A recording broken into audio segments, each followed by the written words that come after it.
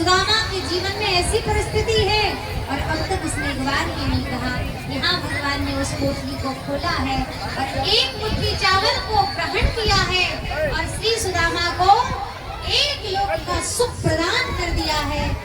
विद्वान कहते हैं प्रभु ने 2 मुट्ठी चावल खाए, 2 लोक का सुख दिया, लेकिन श्रीमद् भागवत कहती है इति मुष्टम संक्रजगध्वा द्वितीयं जगधूमानदे।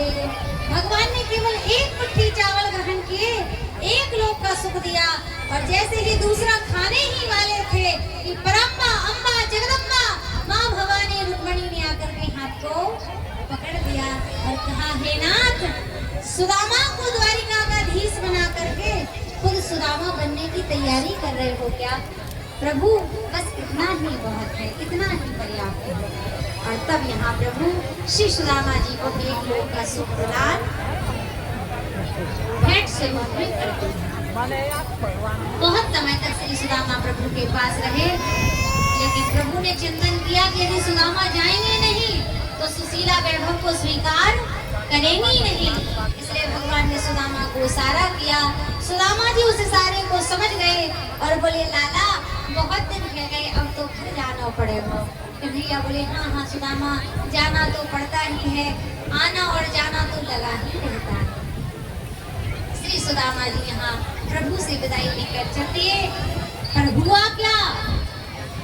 देने हो तो सो दे चुके विप्र न जानेगा, मन में गुण गोपाल जी कछु न जाने जा। वह पुलकन वह उठी मिलन वह आदर की बात, वह कठवन गोपाल की कछु न जाने जा। भगवान का वो आदर, वो स्वागत, वो सत्कार कोई समझ में नहीं आया और आज भगवान का सुदामा को पठाना भी किसी की समझ में नहीं आया। और यहाँ सुदामा प्रभु से विदाई लेकर अपनी नगरी पहुँचे। नगरी पहुँचे तो देखा कि नगर बदल गया है और झोपड़ी की जगह महल खड़े हो गए हैं।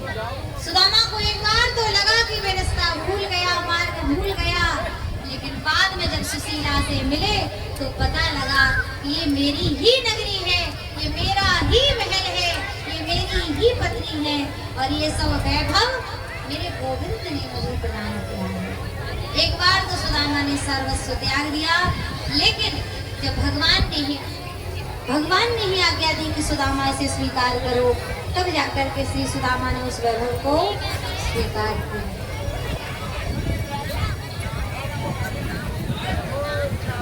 ऐसा 501 रुपए ठाकुर हेमंत तोमर, सुपुत्र ठाकुर